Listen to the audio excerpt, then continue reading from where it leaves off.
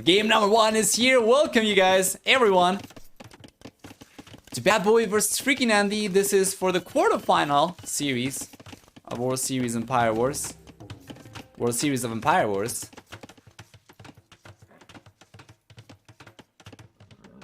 We're gonna see Britons for BadBoy, and FreakinAndy is making a play with Ethiopians. Going to play with Ethiopians over here. We'll see what we get. Scouts on the way for BadBoy. This is not what I would have expected, and I'm not really sure about FreakinAndy, but now at the very least he's got vision of the stable. Meanwhile, BadBoy knows exactly what FreakinAndy is going for and playing with Ethiopians. Of course, we have an archer range already out for FreakinAndy. So the thing about Britons is they are an incredible archery civilization, but they do have to get they do have to wait for the castle age for their archers to really shine, because that's when they are going to get the extra range. Before that, they're going to be just standard. The one thing the Britons do get though is 20% faster working archer ranges, so they could potentially get more units out if they are able to afford it. It's going to be more expensive, obviously, but they could potentially get more units out compared to your opponent. Meanwhile, FreakinAndy, on the other hand, if we have a comparable amount of archers between both players, is going to have the upper hand because he does get faster attacking units. Ow.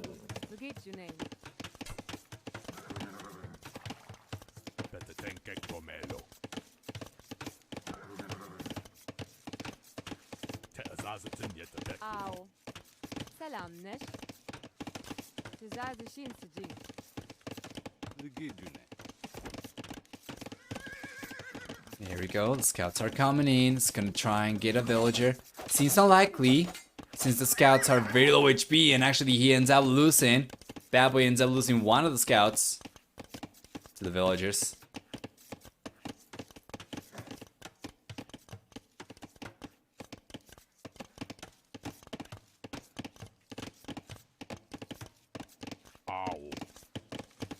And it's got 2 still left over here. Oh, that villager might go down though. I think we have a little bit of a hill advantage over there. Oh yeah, boy, and the villager's very low HP. FreakinAndy is gonna try to quick wall the villager. Not the best way to do it though. That's not how you want to do that, but he doesn't bring the villager back, so it's not going to be too bad. He might end up losing this one. Not quite. There's never enough time for the scouts to get enough damage done to get a villager down before the spearmen able to catch up.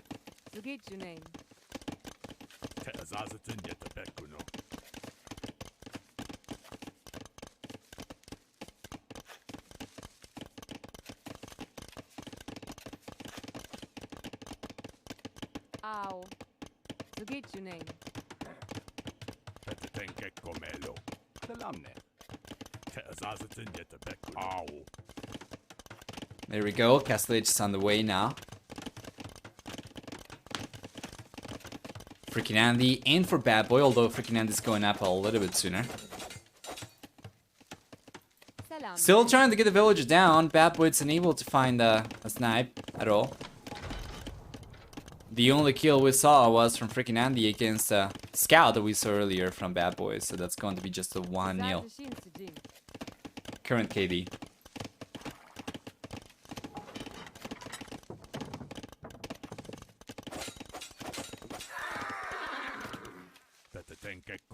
Villager goes down over there from FreakinAndy as well. Ow.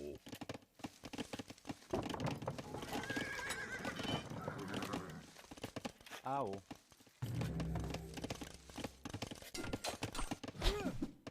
Ready. Mandatum.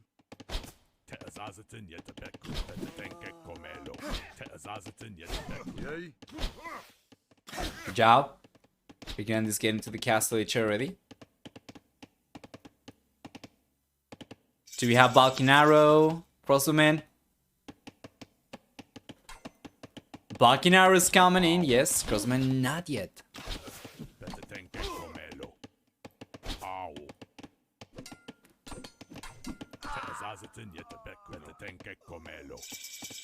There we go.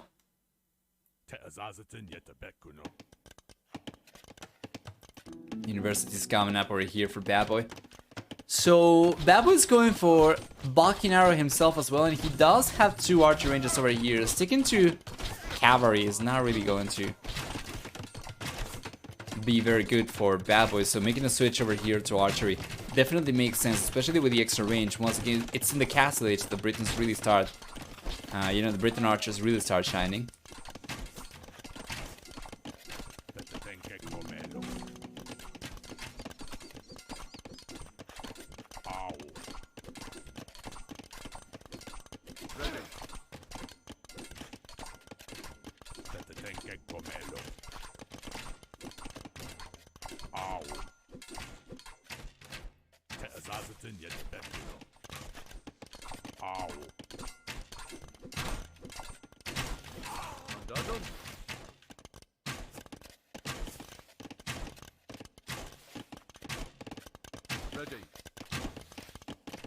Yeah, good defense from BadBoy so far.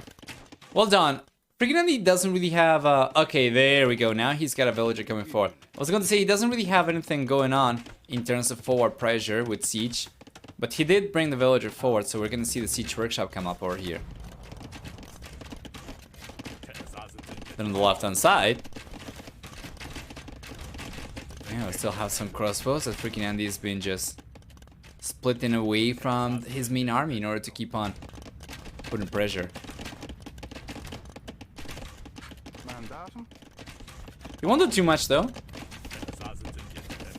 Yeah, the archer does not have enough range to target the farmer. Not yet. He could potentially bring the archer a little bit closer to the wall, but he's not doing it. In any case though, we see BadBoy bringing some crossbows out himself as well in the Siege Workshop. So already have for FreakinAndy.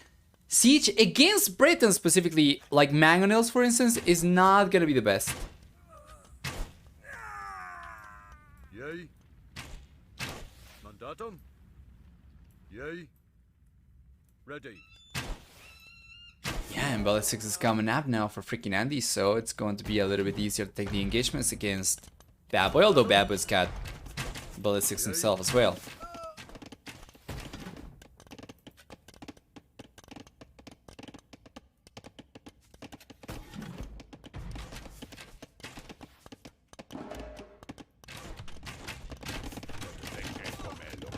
There you are. Second TC on the way now for BadBoy, the first player. Actually, the second player to go for the second TC. We see that FreakinAndy already had one up in the north. Yeah, up in the on the east side of the map.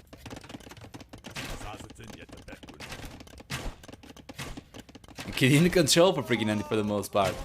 Looking a little bit better than when he was trying to quick wall the villager earlier. Maybe not the best timing. It's one of those things that you could potentially make a video about microing and how to time when to move your units. If you're up against a player with ballistics, if you're against a player without ballistics.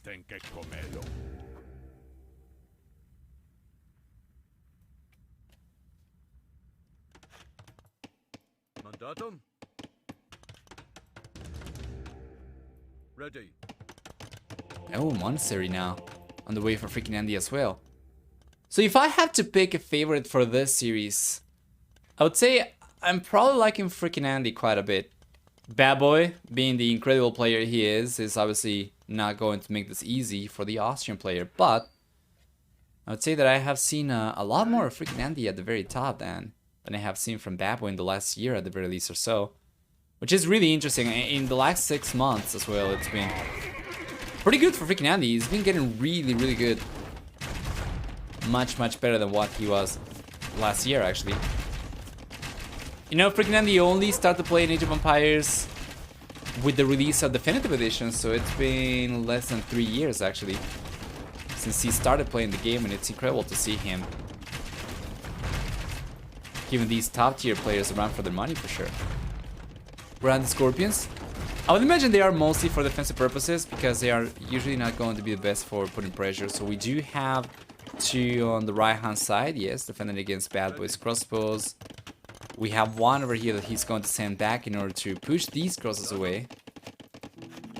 Yeah, for the most part, it's gonna try and prioritize magnet production for the time being, which, once again, can be kind of rough against Britain specifically. That is gonna be a good trade, though.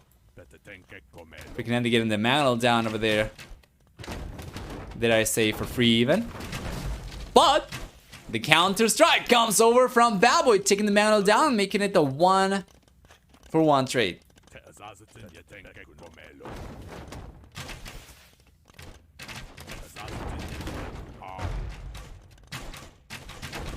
Both Manuels go down over there to the crossbows.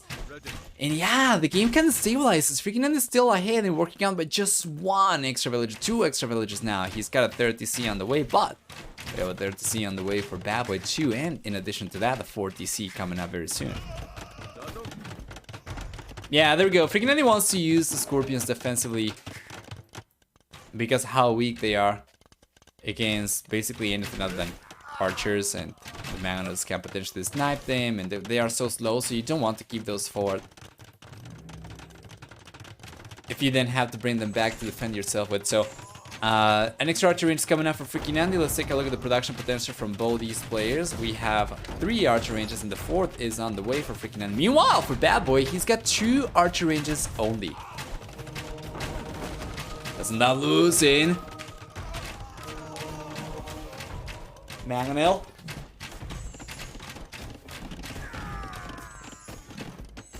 Yeah, there we go.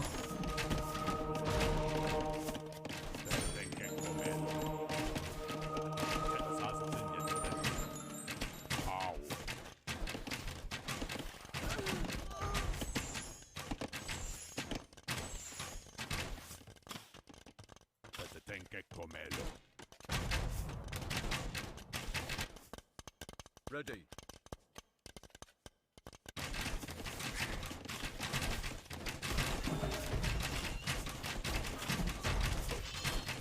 Beautiful. Nice raids from FreakinAndy as well, getting some villages down over here. You know, you gotta keep in mind, the extra range versus the faster attack rate. Now FreakinAndy's got a little bit of a meat here with the Knights over there. He cannot really do too much as Knights go down instantly. They are not particularly strong for Ethiopians. But the pressure from FreakinAndy is incredible. The momentum he's got over here is looking really strong. Meanwhile, up in the north, BadBoy still has some crosses over here, and with the extra range, he should be able to push FreakinAndy's villages away from some of the resources, but not too much. Even with the extra range, these crosses are only going to be able to reach so far into FreakinAndy's space from the walls. Meanwhile, FreakinAndy, on the other hand, well, doesn't need to rely on the range because he's got Magnus over here to take the TC down, right? He takes the TC down, well, there are not going to be any defenses for BadBoy's villagers over here, so BadBoy's just going to bail. And this seems to be so much more effective for FreakinAndy so far. With the 4 castle on the way as well. Pressure is ramping up from FreakinAndy, and BadBoy's managed to get enough resources to get a defensive castle up himself as well if he wanted to. He's just 7 stone shy from it, but he's got 4 stone mines, so it's not going to take too long. As a matter of fact, he's already got enough. But yeah, the TC goes down. That's going to leave BadBoy on 3 TCs. FreakinAndy on 3 TCs.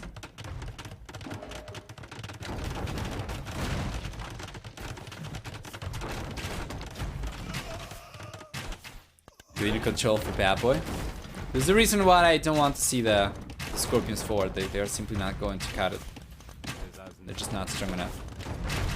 And both players trying to get up to go up to the Imperial. It seems like FreakinAndy is going to have a little bit of a head start to it. He's utilizing the market quite heavily in order to go up, and FreakinAndy on the other hand.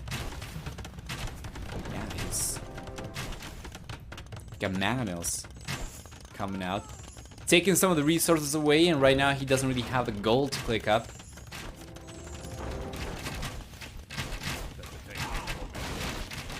Although he already has enough food, so maybe he can use the market. There we go. PLH on the way for BadBoy as well. That's a significant head start for FreakinAndy still, though. And the military count still much higher for FreakinAndy with well over 3 times the military count compared to BadBoy.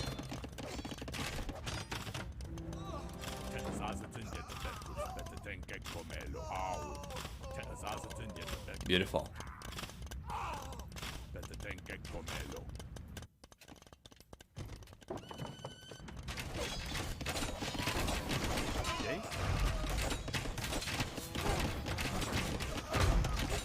Nice defense for BadBoy, but that's definitely not the way you want to go about this. Oh boy, that's That's a lot of villagers going down. He manages to clean out the crossbows, but at a huge cost. Second castle on the way now for FreakinAndy as well, and BadBoy doesn't really have the means to go for the second one just yet. First castle that BadBoy's gone for on the left-hand side. It's probably going to crumble very soon after FreakinAndy gets to the Imperial Lich, as he's gonna have a hill advantage to deal extra damage from the castle with trebuchets.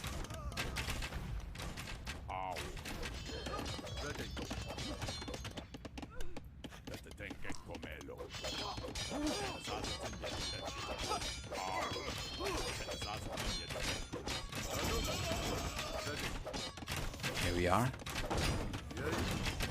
Nice. Mandatum.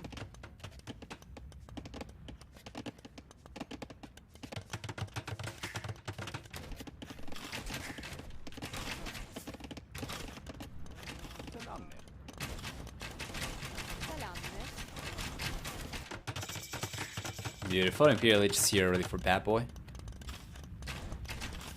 But FreakinAndy's got the RBWL on the way. He already has the first trebuchet. He's got the second trebuchet on the way as well. So the castle from BadBoy seems like it's going to crumble very soon. It's got only one trebuchet coming out right now. Meanwhile, FreakinAndy's got a third castle coming up in the north. While BadBoy's been sending some villages up to the north corner of the map to try and get potential sneak raids going, it seems like FreakinAndy should be fine over here. Yeah, Bob was running straight into a TC. Oh, he was trying to find gold! Because I think he's running out of gold, right? That's what it's not a sneak. He's just been trying to find the gold. And he's missed the neutral one over here on the left-hand side completely. Let me actually take a look at BadBoy's point of view. Yeah, oh man, that is so unlucky. He will end up realizing about the gold over here after he gets these this outpost up. Yeah, but of course this one is not really going to do too much for BadBoy at all. And then back home, two of the secondary goals that he's got are forward, already denied by FreakinAndy's castle. So beautiful position over here for the orange player. Fortifications.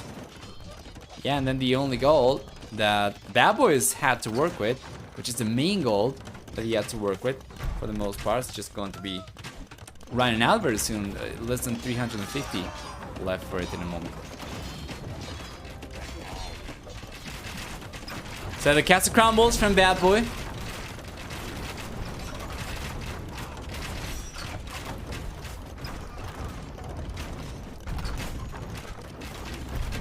DC goes down over here as well.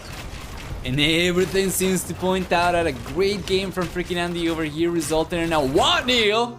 As BadBoy calls a GG, FreakinAndy 1, BadBoy 0 in the series. Let's go through the achievements really quickly before jumping into game number 2. So what do we get for for the achievements over here? We're gonna have first off a 5-to-4 KD ratio for BadBoy, which is great to see. For economy, we have a stronger economy as well for FreakinAndy over here. In the end, BadBoy's better KD does not really matter. The stronger economy for FreakinAndy was quite substantial. You can take a look at that. It's a 33% lead against BadBoy's economy, which is quite something, of course. And yeah, if we take a look at society stats over here, the extra villages from FreakinAndy, we're just going to keep on going higher and higher compared to BadBoy's economy. So it was just going to keep on getting harder and harder for BadBoy to keep on playing over here. So game number 1 goes in favor of FreakinAndy, getting the lead in the series, just 2 games away from earning a spot in the semifinals. Let's go and take a look at the second game.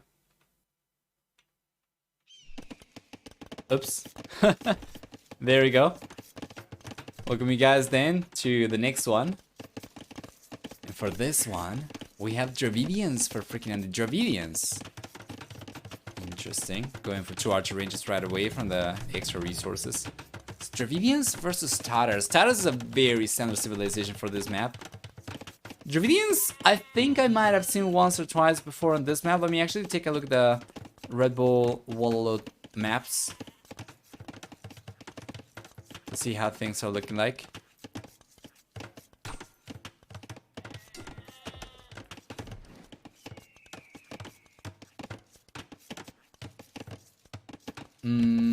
So for Red Bull, for this one in particular, acclivity,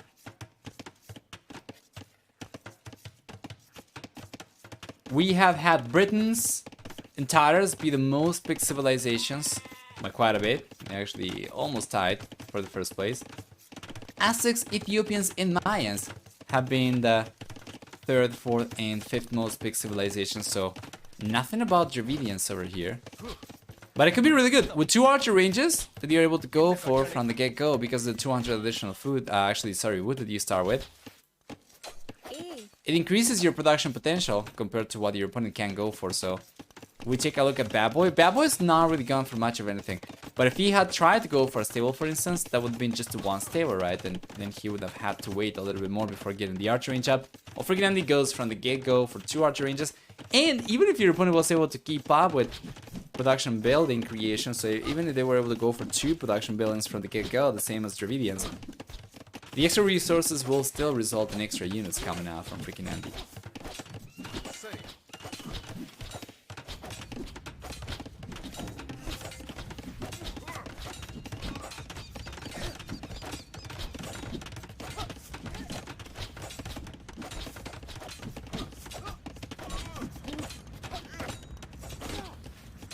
Here we go.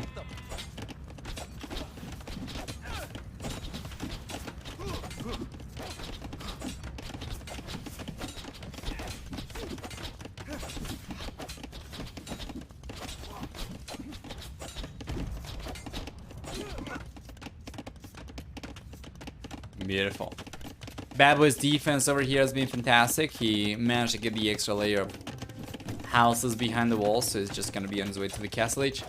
And FreakinAndy, he's getting close. Should be able to go up to the castle age very soon, but right now he's kind of scrambling to try and come in and get some damage done and hopefully get some value out of these units before BadBoy is able to completely stabilize on the castle age, either with extra TCs.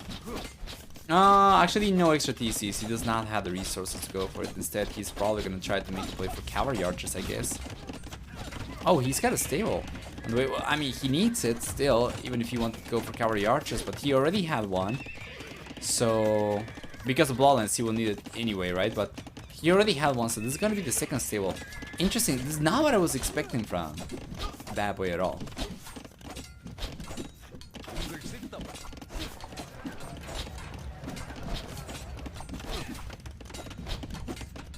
Good reaction from BadBoy.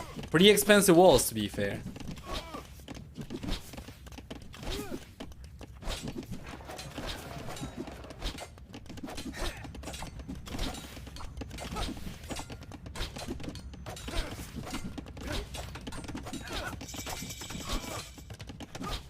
Yeah, so it's here for BadBoy.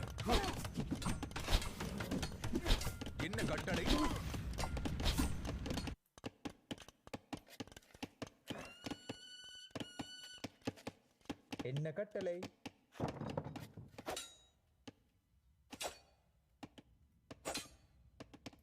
நான் தயார் Might see the village go down over there. That would certainly be a highlight though for BadBoy. Damn, that was a lot of villages from FreakinAndy, and BadBoy still manages to get away with it. Well done. That's actually the first and the only kill in the game so far. Nice start pouring in from BadBoy.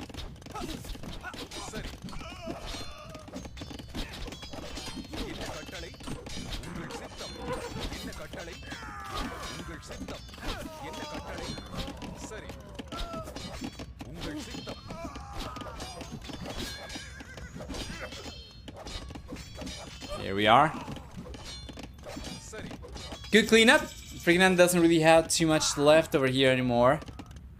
For the most part, it's going to be skirmishers back home as well. Obviously, having these 4 would be extremely risky with the knights already out from BadBoy, so there isn't really too much for FreakinAndy to do. He's got just a second TC coming out, but so does BadBoy, so the game over here has stabilized. It's kind of unfortunate that BadBoy is taking so long to get the second TC out because he did not have the zone to go for it. If he had gone for it from the get-go, then he would have been in a much better position, but now it's not. yeah, it's not good enough, right? So the population is pretty even. The worker count's pretty even. Military count is a little bit higher for BadBoy, just barely.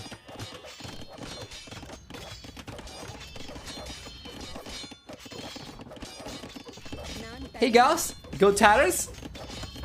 Let's see. Knights are putting a lot of pressure over here, and FreakinAndy is freaking out, trying to get houses up, and he does have a monk over here coming out in the monastery area. They have to go for more, so should be able to defend against the knights alone. And BadBoy is gonna start pumping some siege. It's kind of far away though. For a siege workshop's definitely not a forward one, so it's gonna take quite some time for him to get any damage done with that one alone.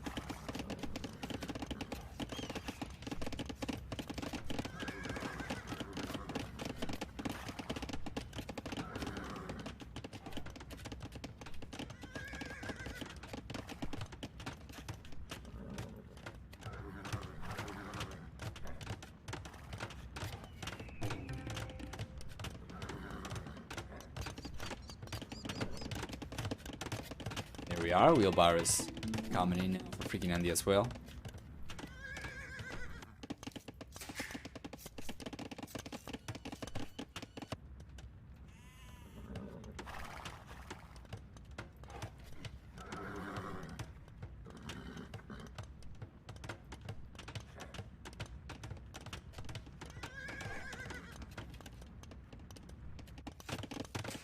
Beautiful. 30C on the way for BadBoy, and FreakinAndy will start falling behind in economy unless he's able to go for an extra TC, but he doesn't really have the resources for it. So now collecting some stone, so it's gonna take a hot minute. And the game is pretty uneventful at this point. We do have the manuals from BadBoy hitting the gold over here for FreakinAndy, but because of the extra TCs, FreakinAndy should be able to keep on collecting extra gold, could potentially go for an extra TC over here or just a mining camp. And he's still going to have this TC at hand. So it's not too bad. And BadBoy is not even committed to this either. Yeah. He could come in and try to target the TC. Instead, it's going to try to push from a different angle. He's going after the archer ranges. What I do find very interesting though is that FreakinAndy is making a play for monks over here. He's gone for the second monastery, and so far he's gotten 6 monks out. You know, with knights and step lancers for the most part for BadBoy, it certainly makes sense from FreakinAndy, but going this heavily into monks also indicates that he's gonna want to utilize the monks to go forward and put pressure, not just defend with. For that, he's gonna need his own siege, and he does have a mangonel coming out very soon. If he's able to clean this up, that should put him in a very good spot.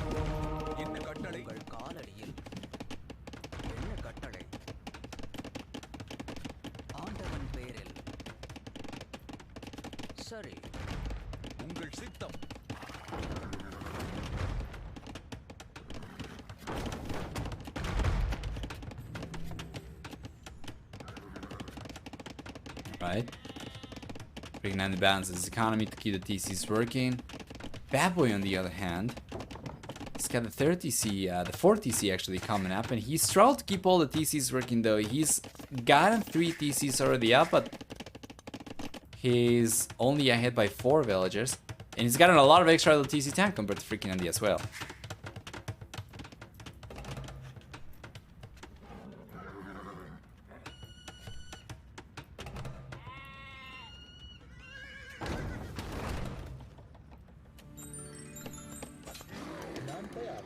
Nice. Conversion over here from FreakinAndy. From BadBoy, sorry.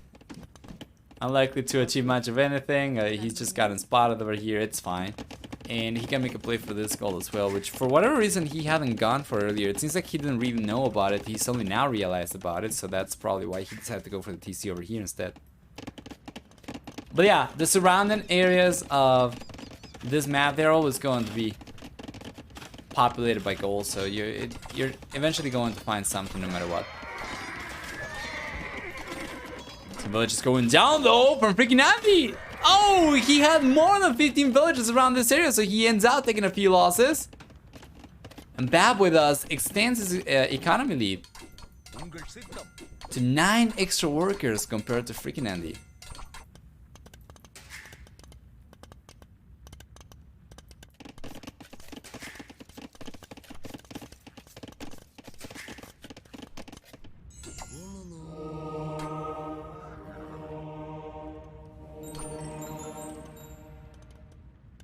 Nice conversion over here from FreakinAndy. Yeah, and so far, it's pretty stable.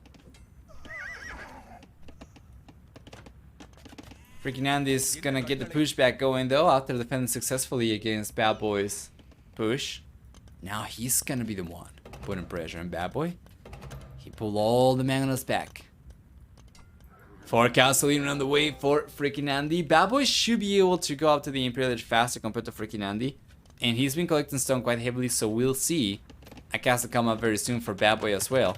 And both players will have a chance of making a play for trebuchets. Of course, BadBoy is going to have a significant head start as FreakinAndy ended up giving a lot of villagers and kind of tanking his food reserves. Won't be able to go up to the Imperial Edge quite as fast anymore, and BadBoy is going to have him beat by quite a lot.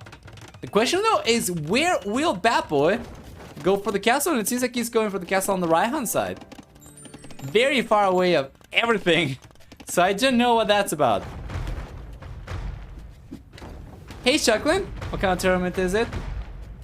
It's an Empire Wars tournament. It's called the World Series of Empire Wars, and I'm not really sure there's anything too special about the settings. Let me take a look at the announcement really quickly.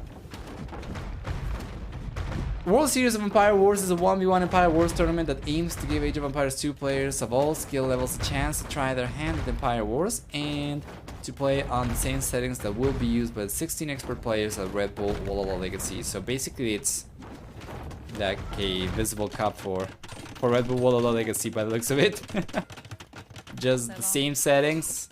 Like everything's going to be the same, except that this is not a group stage and it's not following the exact same format, but it's going to have the same maps, it's going to have the same time limit, the same rules, the same start and type, right? Game mode. So yeah, that's about it. The peculiarity of the tournament is just the fact that it's played on Empire Wars with the same maps from Red Bull WSEW Legacy.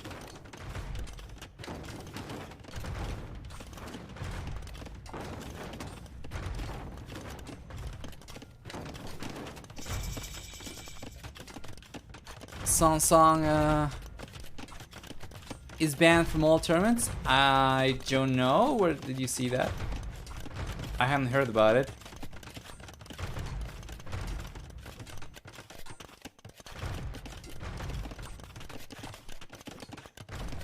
Yeah, no idea.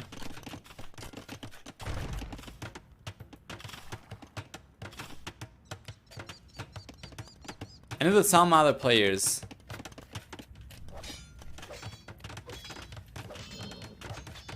were not going to be allowed into some of the tournaments, but I didn't know about Song specifically.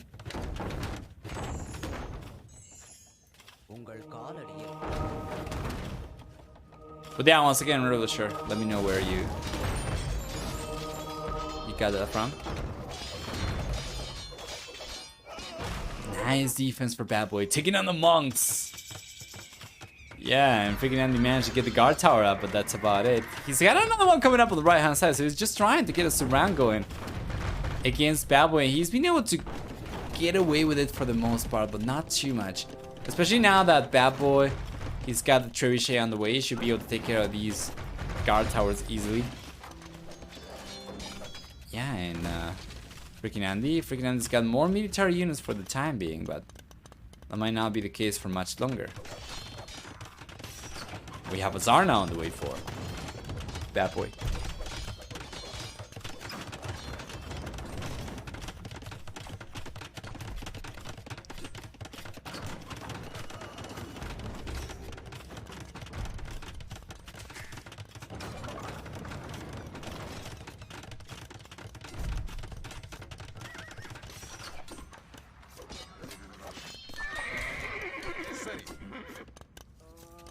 There we go.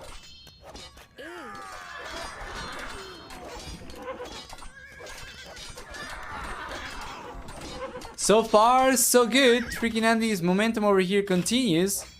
He's got Urumi Swordsman! Wow! I really thought BadBoy was gonna be able to defend himself easily. But he's kind of struggled a little bit. It's by the castles on the right hand side. He's got a third castle coming out down the south, but there's a guard tower over here. Oh yeah, well, I don't know about that castle, man. The guard tower is going to shred villagers. Yeah, but it seems like BadBoy will be able to get the castle up anyway. Yeah, he will. And he'll probably end up getting all the villagers over here from FreakinAndy as well, perhaps. Well, not quite. Salam.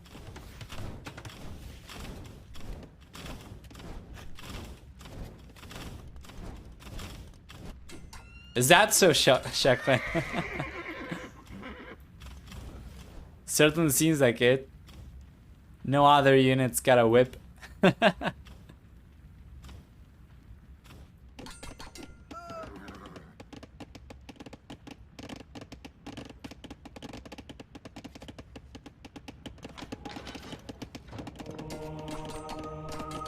Defense for FreakinAndy with the... Oh, shit, sorry about that. With the monk defense. It's on.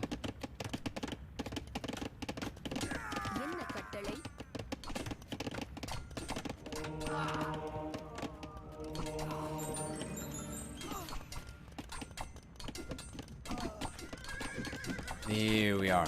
Conscription's coming in now for BadBoy as well.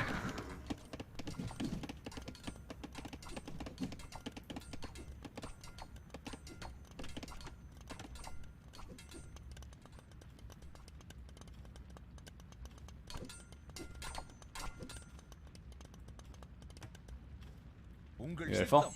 You know what? I completely forgot about enabling the logo for the tournament. Let me do that real quick. Yeah, there we go. That's good. என்ன கட்டளை And it's interesting to see because the game is pretty action-packed, but at the very same time, it kind of seems uneventful. Mostly because there isn't like a big push happening anywhere. It's just a bunch of little raids over here, which are not having too much of an impact on anyone's economies, but things are starting to ramp up a little bit more. As BadBoy is getting more raids going with the Keshiks. Up in the north, we saw a bunch of villagers go down before FreakinAndy realized about it. Then on the left-hand side, BadBoy's got more units coming around, and FreakinAndy's defending himself with Halberdier. Down the south, the Halberdier from FreakinAndy are actually the unit putting pressure against BadBoy. And if he's able to stabilize against the units on the back, he should be able to, yeah, get on the lead once again. For the time being, though, it's not going to be the case. In BadBoy, he's got a one villager castle coming up on the left-hand side, and he's managed to get a sneaky stable.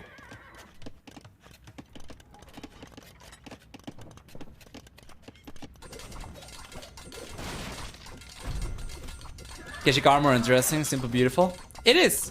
It is. It's pretty nice to look at, and I remember this is what the Cataphract used to look like to me in, you know, before the definitive edition. The Cataphracts in definitive edition are different looking somewhat compared to before. Also the case for Teutonic Knights. Both of the units that I like the most in classic Age of Empires.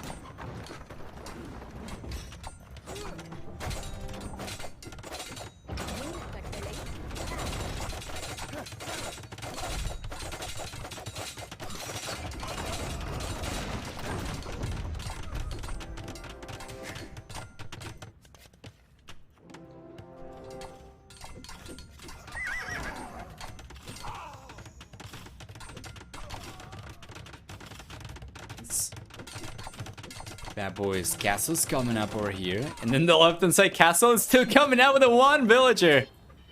Unbelievable. FreakinAndy is really struggling to keep a grasp of the game, as BadBoy raids made it very difficult for FreakinAndy to do much of anything other than just defending at all times in the last 10 minutes or so, and it seems like it's going to be more of the same with the extra castles Coming up over here, BadBoy's production potential for Keshik is going to increase, of course, as he's gone from 3 to 4 castles, increasing by 33.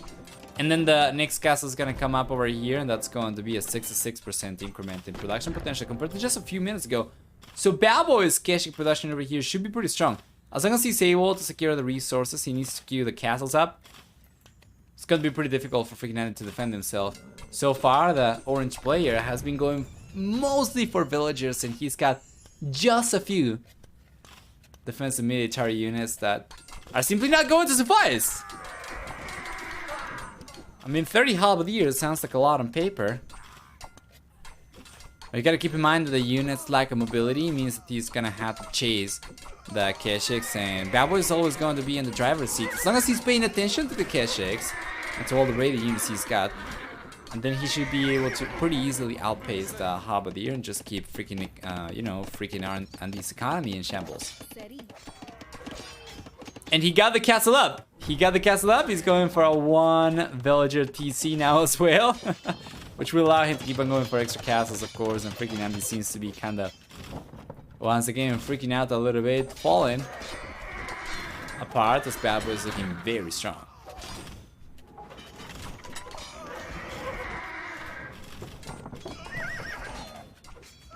Literally, the first thing I see is a 1-vil sneak castle in a professional tournament game. Yeah.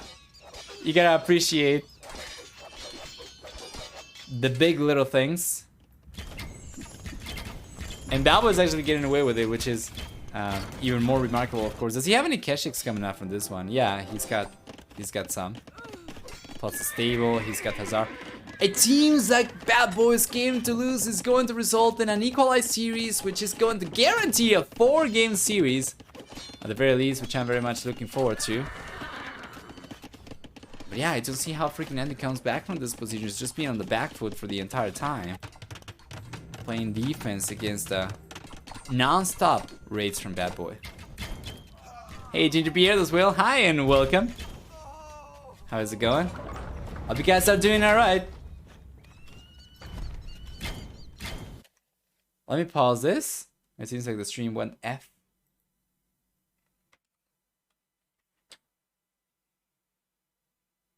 Okay, it seems like we are kind of back.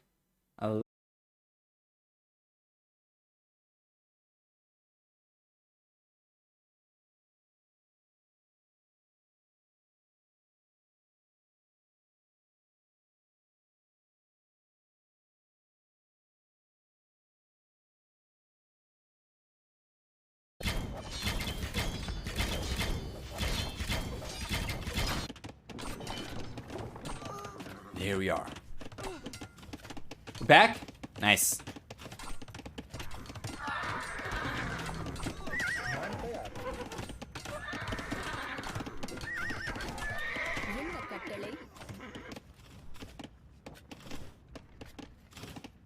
Once again, same situation. BadBoy is just dominating over here. FreakinAndy's population is not even close. And with BadBoy putting more and more pressure, FreakinAndy is confined to playing defensive. One thing that I am not the biggest fan of, though, from BadBoy's current approach is the fact that he's got one big army right now and he's making a push as opposed to the raids. And the raids is what allowed him to get a hit like this. And going for just the one push at the center is actually giving time for FreakinAndy to recover. You can see that FreakinAndy's production over here is pretty insane, so if BadBoy stops putting pressure, FreakinAndy should be able to get to 170, 180 population pretty quickly, actually. Going almost up to 150 now, FreakinAndy's trying to catch up, trying his darnest. Gas is going down though. BadBoy's trebuchets, yes sir. And now with the archer ranges on the left hand side from BadBoy as well, it's not going to be just Hazard, but also cavalry archers. This is really good. Has he gone already for silk armor? Let me take a look. So he's got ring arch armor, he's got heavy cavalry archer coming out right now, and he's got silk armor, yes sir! So this is already extra armor for like cavalry archers and step lancers. So take a look at the Hazard, successor of the light cavalry, and he's already managed to get up to +4, +5, which is just Incredible. +1, +1. Yeah, GG's call over here from FreakinAndy. I don't understand obedience in this map with the 0 mobility. I have no idea. I have no idea. The one thing that I can think of is the extra resources. You start with extra wood, so you can afford to go for 2 military buildings from the get-go and potentially put some pressure. Maybe he was hoping he was gonna get the game before it got too late. Although to be fair, Dravidians also get a pretty darn decent late game because of wood steel. Their Halberd are incredible. They already have faster attack and skirmishers, so it's not bad. But it seems like they kind of fall off in the middle of the game. Like you have a potential for early damage with the extra wood, and then potential for a good game in the very late stages of the game after the goal is completely run out of the map. And then in the middle, right, that's the opportunity for BadBoy, and he took advantage of it. So 1-1. Let's take a look at the achievements before jumping into game number 3. We'll see for military, a better than 3-2k the ratio for BadBoy. For economy, we have a stronger economy for BadBoy as well, collecting 9,000 extra resources, as well as a much higher work count, especially towards the end of the game. So yeah, we'll go back in. I do have to go to the bathroom real quick though, so I'm going to run a quick commercial, and then we'll jump into game number.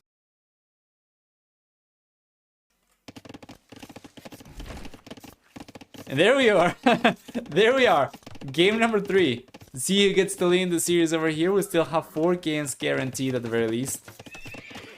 But anyway, FreakinAndy is making use of Magyars this time around, and BadBoy is playing with Saracens. Now, we have seen this map already in the past, several times during the qualifiers of WSEW. And it's great. We have the extra ponds, the ponds, which is going to be an extra source of food, which will allow the players, of course, to get some like food boost.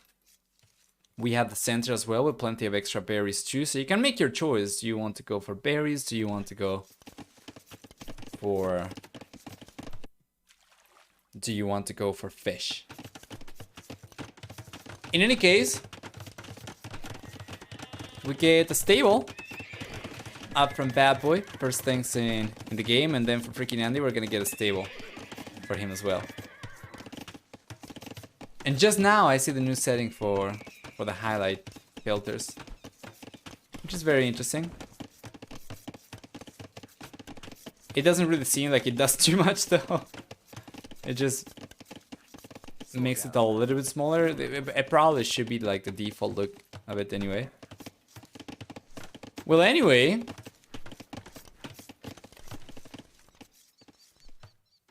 BadBoy is already making good use of the Saracen market from the get-go. As you know, it's going to be cheaper for them, but it's also going to trade resources for cheaper. So he sells the stone right away, and he's gonna start going for scouts by the looks of it. He already has some forward. So we got 2 scouts over here, plus another scout over there on the left-hand side. And the right-hand side of FreakinAndy's base. BadBoy. He's the one with Saracens.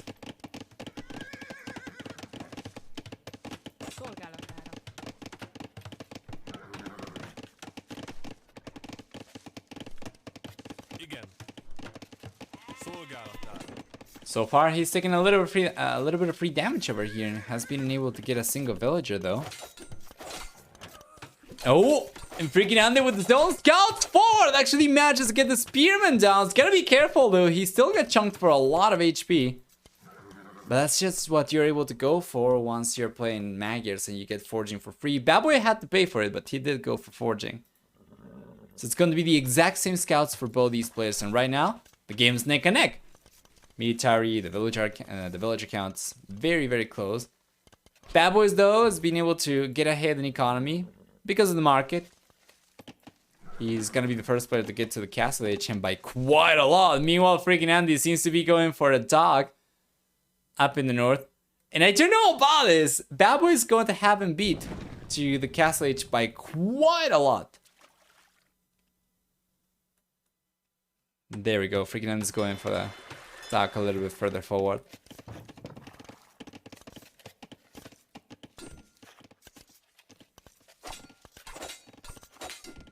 And this is just amazing, by the way.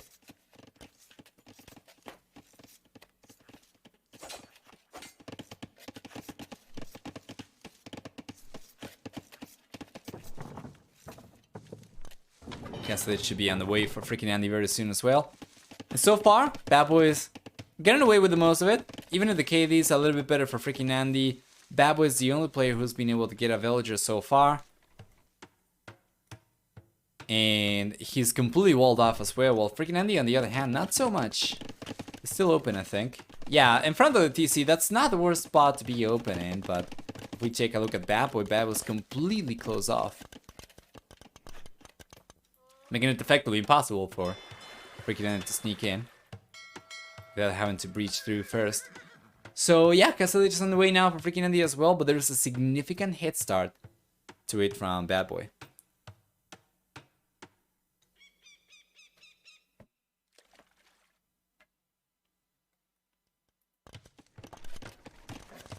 Another spearman going down from BadBoy.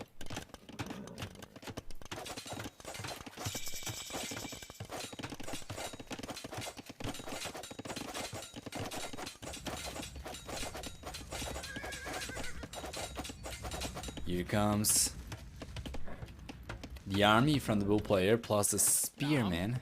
Will be enough to push FreakinAndy away, and FreakinAndy is respectful of BadBoy's position and BadBoy's position in the castle age. So you could see pikemen, we could see camels. BadBoy's going for camels, not so much for pikemen, not even scale mail armor or anything like that. So it's gonna be mostly the camels that will be FreakinAndy's main worry over here, at the very least from the units that he can see anyway. And he's getting to the castle age himself as well. He didn't manage to get ahead in worker count because of the fishing ships already coming up in the north. And he does have a 4 villagers, so it's going to be a 4 siege workshop and just the 1 TC in full water play over here as opposed to going for extra TCs. Which I always love to see. Does BadBoy know about this? He knows about the house coming up, yeah. That could be rough. That could be rough. That could leave a mark. Okay, yeah, BadBoy's bringing a villager over here, and all of a sudden, FreakinAndy is not in quite as good a spot anymore. If he had gone for the 4 siege workshop from the get-go, that would have been better, but it is what it is. Now BadBoy's camels are coming in. They cannot breach through, and they are unable to get another villager, but that's not going to be the case for much longer as another villager goes down. BadBoys get to 2-0 Eco KD, and that might be a 3-0 Eco KD after another villager goes down right there close to the farm from FreakinAndy. The game is looking pretty good for BadBoy, despite the fact that FreakinAndy is the only player going for water. And he's managed to get 4 fishing ships already. BadBoy is actually ahead in working count. He's gone for additional TCs himself.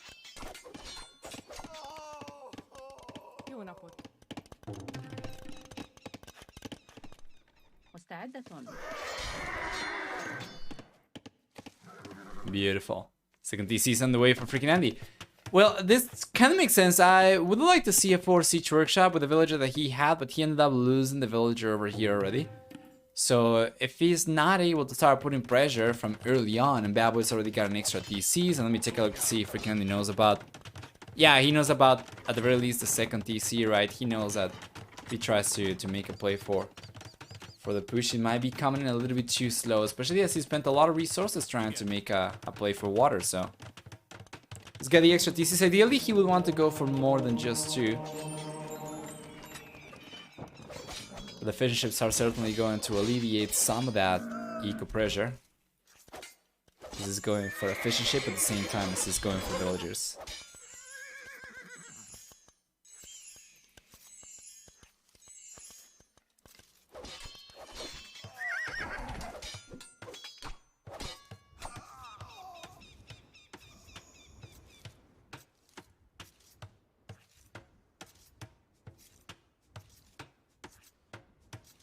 There we are.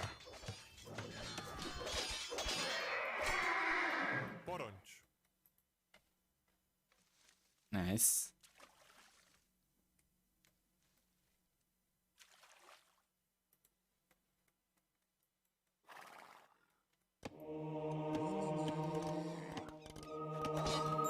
Nice conversion over here from FreakinAndy, getting one camel.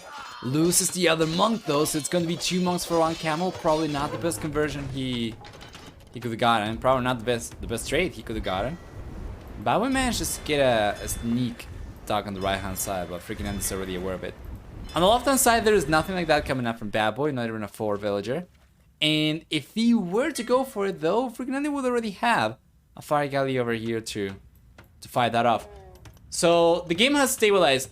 BadBoy still remains at 4 extra villagers right now, 4 extra workers. And FreakinAndy is still on 2 TCs only, which means that BadBoy is gonna start pulling ahead in villager count even further, as FreakinAndy won't keep on going for more fisher ships indefinitely. While BadBoy, of course, is going to make use of all 3 TCs. Now there is a 3rd TC coming out for FreakinAndy. That's much better. That will allow him, there we go, to keep up in villager production.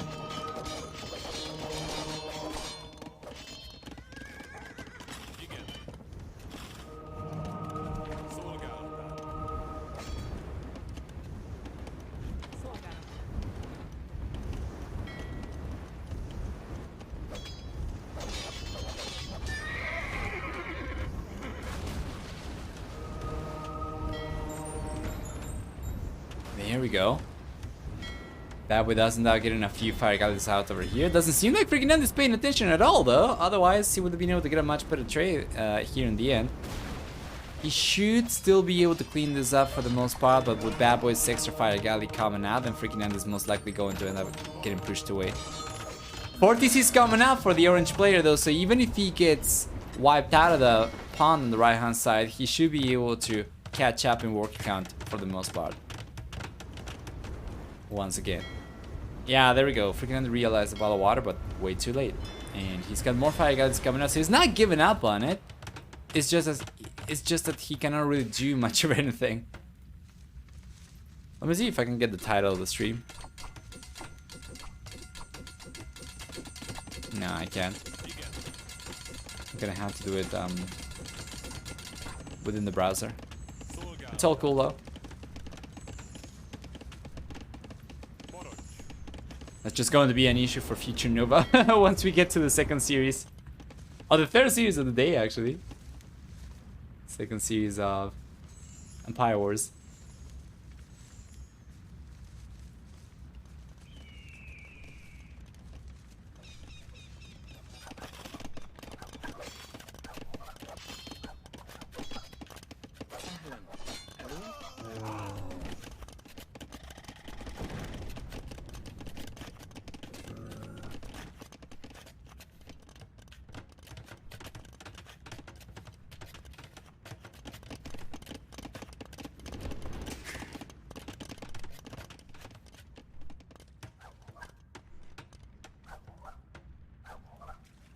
We have some Mamluks coming out here, which you don't really expect to see these days too much of, but it's always a great appearance in the game. And Imperial Age is on the way for bow players. FreakinAndy's managed to get ahead in military count, but for the most part, it's just offensive pikemen, which will not really do any good when trying to put pressure forward. So he's got a castle coming up at the center, and BadBoy with a head start to the Imperial Age by going up about 1 minute and 40 seconds faster, or 1 minute and 37 seconds faster or so. It's going to have a head start in cherry ship production. FreakinAndy won't be able to fight off.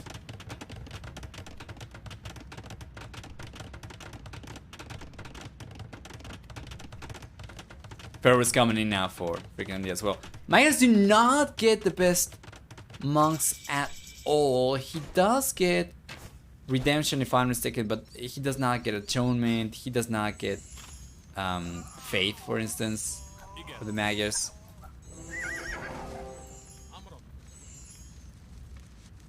Yeah, but it seems like he's still gonna try and make the monk play work over here. At the very least, it's not going to be just monks though. It's just going to be a complementary unit for the most part. He's trying to make a play for cavalry archers, which I like a lot better.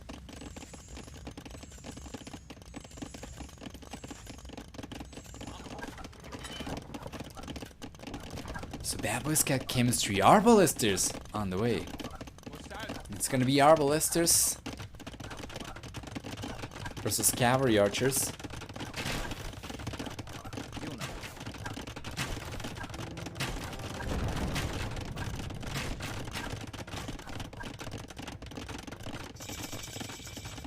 FreakinAndy gets to the MPLH, although the first turret is already deployed from BadBoy.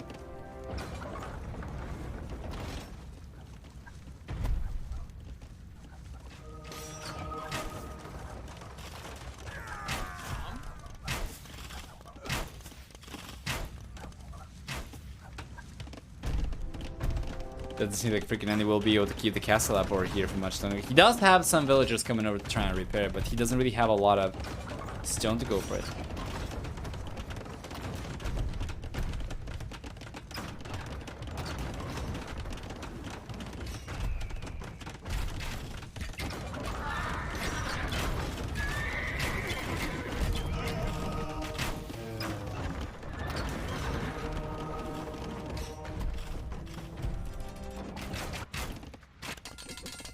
Oh ho!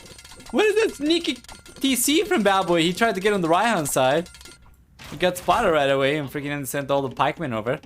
But he does end up losing the castle though at the center, so BadBoy is getting a little bit of momentum. We're surely going to see that castle, that TC, sorry, go down after the castle, right? As it's not anywhere near as strong as a castle, and yeah, FreakinAndy with 3 trebuchets is not...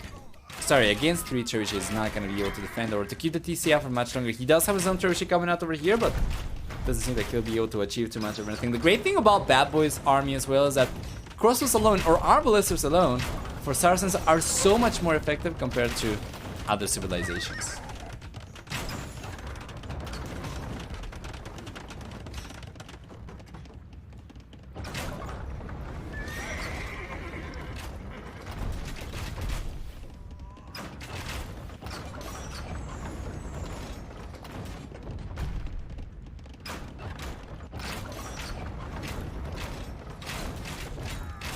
Go. Nice.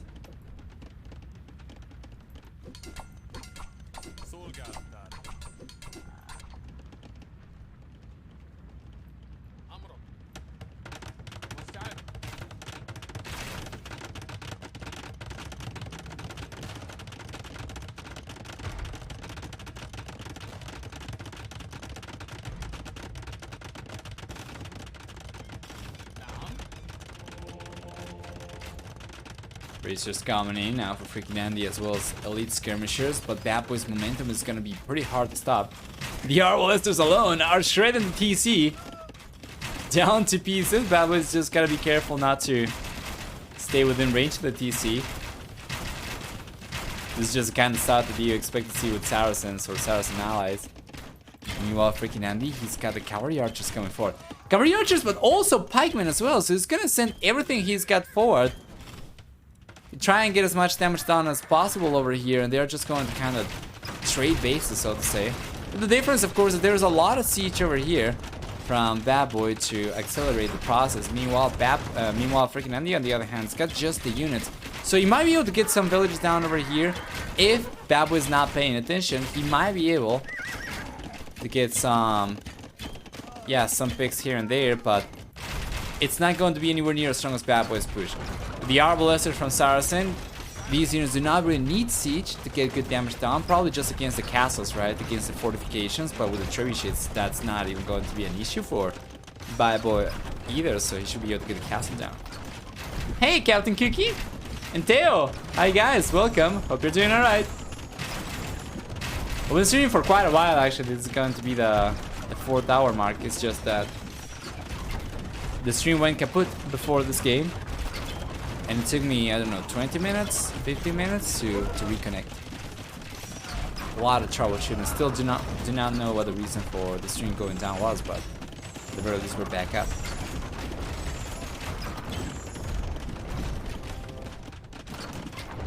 Beautiful. Plate, Barden armor, and light cavalry is here for BadBoy, which could very well be the killing blow. FreakinAndy's got just the 1 TC, so a good amount of light cavalry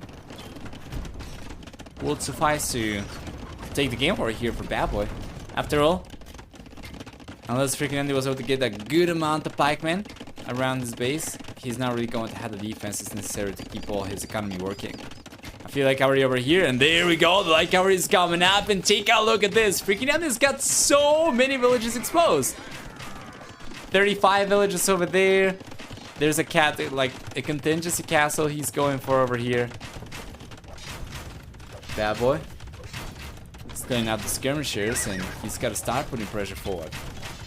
He's going to realize about the castle coming up. Cannot deny it, though. Hola, hola, hola, Teo. Hope you guys are doing alright, and hope you're looking forward to the series. Today we have 2 sets from World Series of Empire Wars going. So this one, BadBoy versus FreakinAndy, these are not taking place live.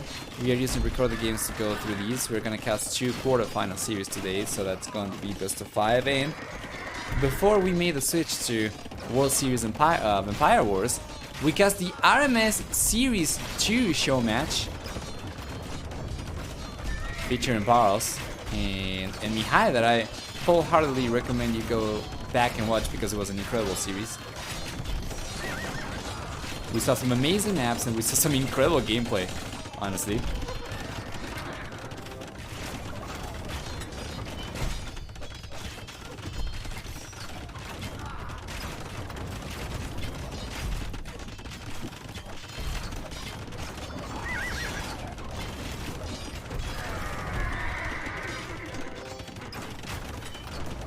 There we go. FreakinAndy calls it GG.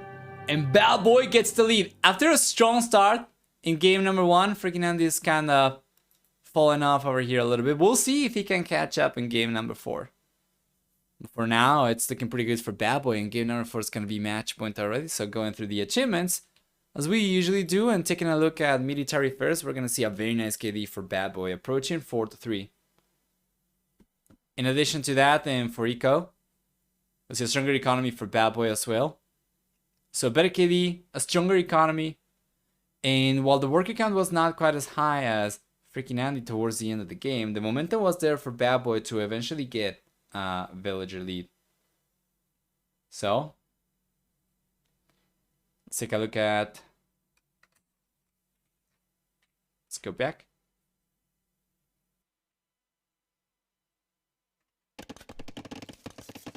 There we go. Welcome everyone then to game number 4. FreakinAndy is on the right hand side playing with Gujaras, and BadBoy is playing with Hindustanis on the left. So 2 of the Indian civilizations going at each other. We haven't gotten Bengalis, but we have gotten Dravidians before, so that's 3 out of 4 Indian civilizations being utilized for the series already. At the very beginning, we see the walls coming out for BadBoy from the get-go. He's not interested in playing for army over here. In FreakinAndy, on the other hand, he does have a stable coming up. The walls are coming in for him as well, but it's going to take some time. It's pretty alright though. He should be able to wall himself fully once he gets the walls up in the north, and over here at the south already, he's already connected to the edge of the map, as the wall line's already connected to the edge of the map. BadBoy's map generation seems to be a little bit harder to secure. We take a look at the blue player over here. He's gonna have to go for this. And then he's got this, right? I'm not really sure what it is that he tried to go for over here, but certainly didn't do much for him. And then up in the north, what else do we have? Yeah, he's got to get the walls up over here, but he's going to, so it's going to be fine.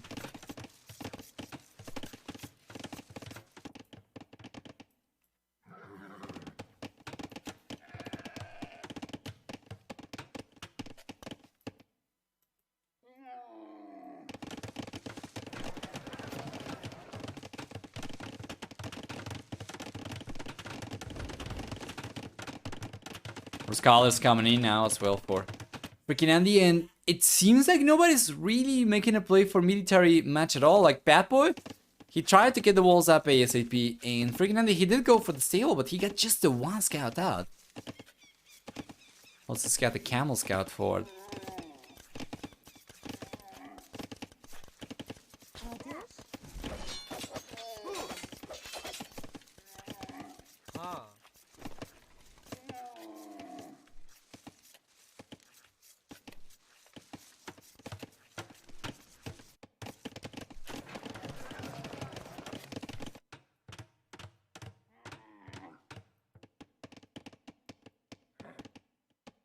Alright, Castellet's on the way now for BadBoy. आपकी सेवा में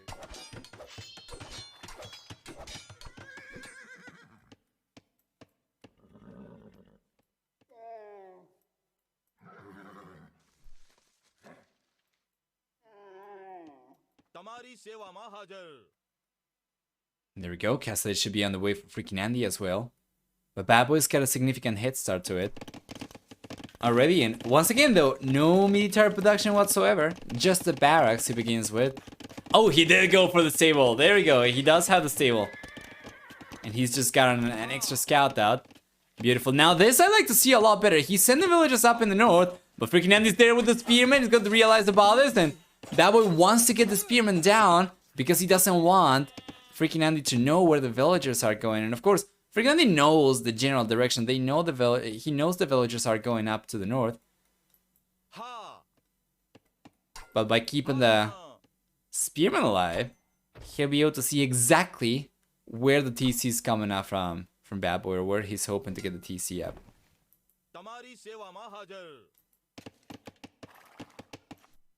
He took the deer though. Is he going to take this one as well? He's taking the deer! He's taking the deer on purpose! So BadBoy doesn't have any extra food over here. Well, so the TC's coming up already. And FreakinAndy doesn't know where it is yet, but he does have a camel scout coming forward.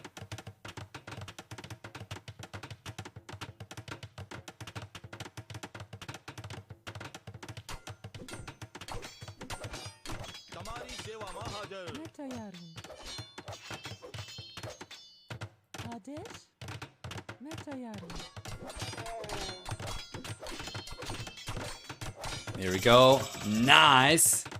Quick wall over here from BadBoy, so the TC's coming up no matter what. Probably will come up no matter what anyway. Now, FreakinAndy's got into the castle age, and he's also gonna go for a TC up in the north. He's also gonna go for a TC down the south, and both players will have presence up in the north and down the south of the map over here. So who's gonna be the first player to add a forest siege workshop? Who's going to be the first player to start putting pressure? FreakinAndy should already have a mill garrison over here. He's got 7 herdables. On this one, he's got 6 herdables. That's a lot of extra food he'll be getting by the minute.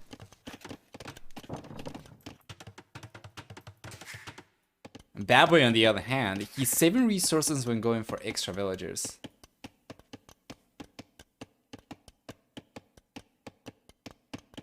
But 20% already. So it's just paying 40.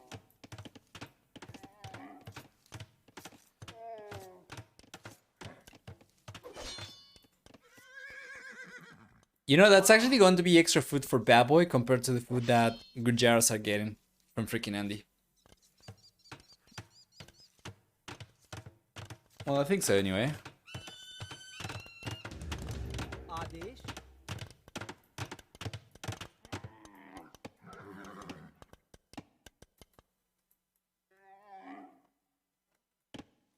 FreakinAndy is gone for a few extra camels over here, but that's about it. He's not investing too much more. BadBoy has also gone for a few camels, but it doesn't seem likely they'll be able to do too much damage. Although if BadBoy spots this in time, he might be able to get a villager or two. And there we go. There's a TC war coming up. All right.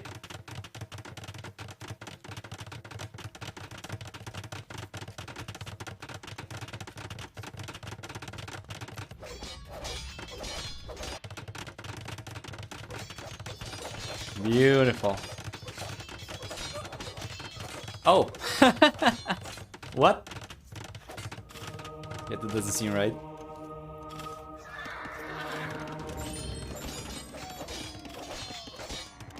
Nice conversion. The monk goes down, but it's already gonna be worth it.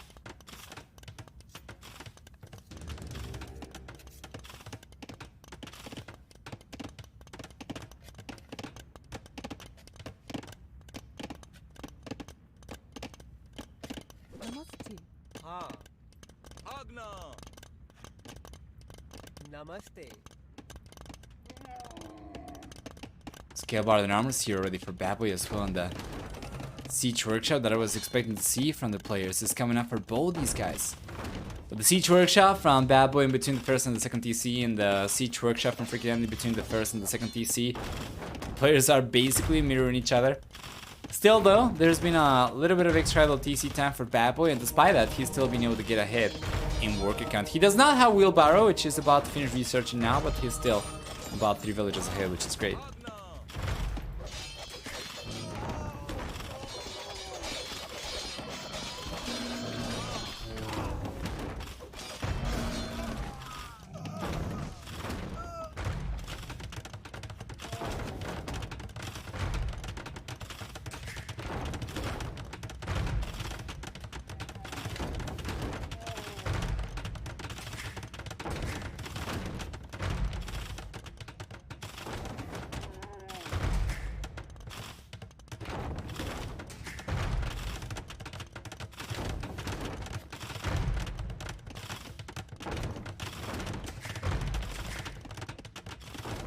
Beautiful. Castle's on the way now for FreakinAndy, and BadBoy is being collecting stone as well. Both players are getting the same resources at the same time, the same buildings up at the same time. What kind of mirror game is this? What?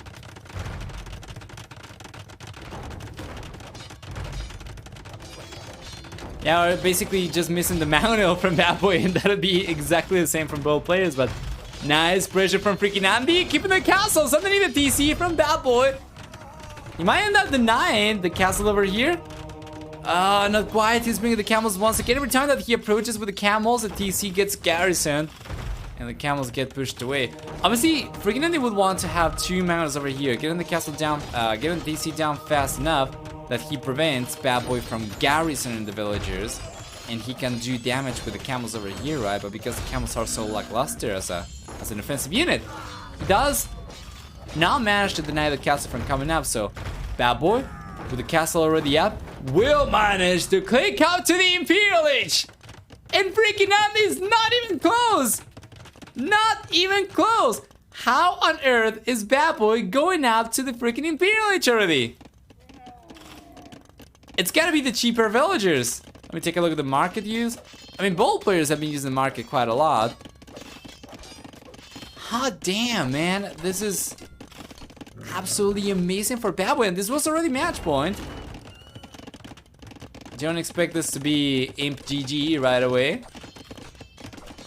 because obviously FreakinAndy is gonna want to keep on trying.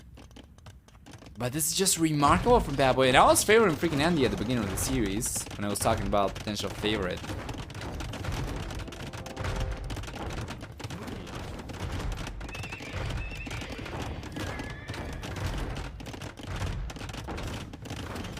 Stables.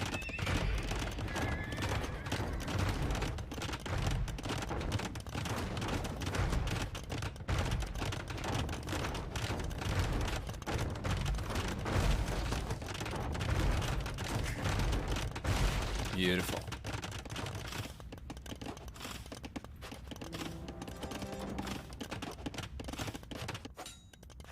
So far, so good for BadBoy. Despite the fact that FreakinAndy managed to get a second castle up over here as well, the faster Imperial each time means that BadBoy is gonna be the first player with access to trebuchet, so he should be able to take care of the extra castle from FreakinAndy and even the starting one. Down the south though, FreakinAndy does have a lot of pressure coming out with the camels, but once again, TC Garrison over here is going to take care of the camels just fine. You just gotta make sure the villages are not too far away from the TC so that he can pull these closer to the TC on time. But that's about it, you know. FreakinAndy might have the score lead over here, but I think it's kind of misleading. I think BadBoy, despite the fact that he might be behind the villager count a little bit, and FreakinAndy was able to get some villager picks and to catch up in villager count for the most part. BadBoy is in a much better spot. He's got the trebuchet on the way. He's got 2 trebuchets queued up actually. He's got chain, bar, and armor. And FreakinAndy is going for yet another castle down south. This time around, he's gonna try and push BadBoy away. The problem though is he won't really be able to stop BadBoy from pushing him away from this. And FreakinAndy's invested a lot more into the north side than BadBoy has invested into the south side. So like, this is not going to matter if BadBoy gets pushed away from here. It's not a huge investment. Plus, he's not going to, as now there's a lot of camels over here from BadBoy defending his position down the south as well. Doesn't that taking a lot of villages down from FreakinAndy for sure? We see the orange player going up to 13 villager lost. 13 villagers lost so far.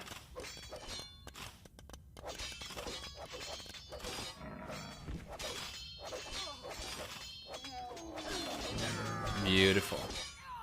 Yeah, and BadBoy's able to stabilize over here just fine. Once he's able to get the castle down, you're gonna see the score switch in favor of BadBoy. FreakinAndy's trying to defend against the trebuchet over here, and BadBoy's not really doing the best job of protecting the trebuchets himself. He should have tried to target the camels, and now one trebuchet is going down to camels. That is nothing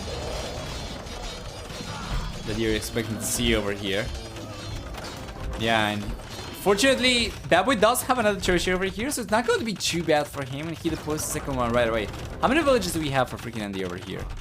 He's got 14. That's going to be enough for him to defend against 2 trebuchets, not against 3. However, the 2 trebuchets that we have from BadBoy, he's utilizing to try and target different castles.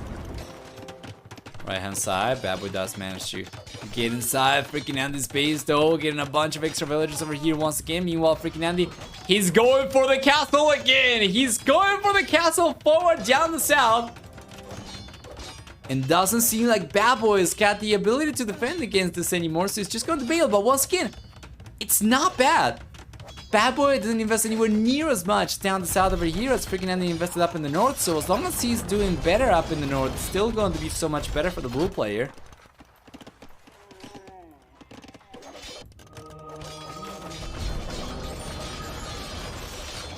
Conversion for FreakinAndy won't stop the castle from going down, and we have both these castles crumbling. With 4 trebuchets already, BadBoy's targeting the castles with 2 trebuchets each. Yeah, and now the castles crumble. The TC's going to fall next. Yeah, and FreakinAndy even tried to get the quick walls up over here, but he ends up kind of trapping himself with the camels from BadBoy. Yeah, there we go.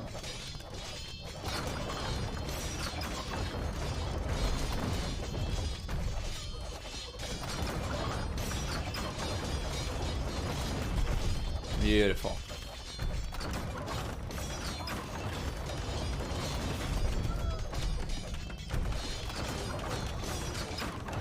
There we go. The GG's called already. There is no way.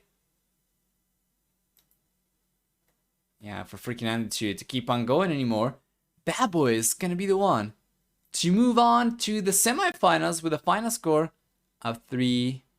The next series we have coming up is gonna be Dark versus Classic Pro. But I'm just trying to see if I can change the stream title. I cannot do it. I do not have the stream manager in OBS because of all the technical issues we had earlier. But yeah, anyway, well done. Let's take a look at the achievements over here. And yeah, if you're watching this on YouTube, this is just going to be a single video for the entire series. But on Twitch, actually, I had the stream drop after game number 2, and I wasn't able to get it up for like 15 minutes or so. So it's in 2 parts. But anyway, for me, it's a very nice KD for BadBoy. In the end, he gets on about, what is that, 11 to 5 KD ratio, a little bit higher than that. For the economy, we have a stronger economy for FreakinAndy, collecting about 4,000 extra resources, but it did not matter. And it's just incredible to see how BadBoy was able to clutch this one up. The smaller economy. Yeah. And that's going to be about it for this one, so let's go back.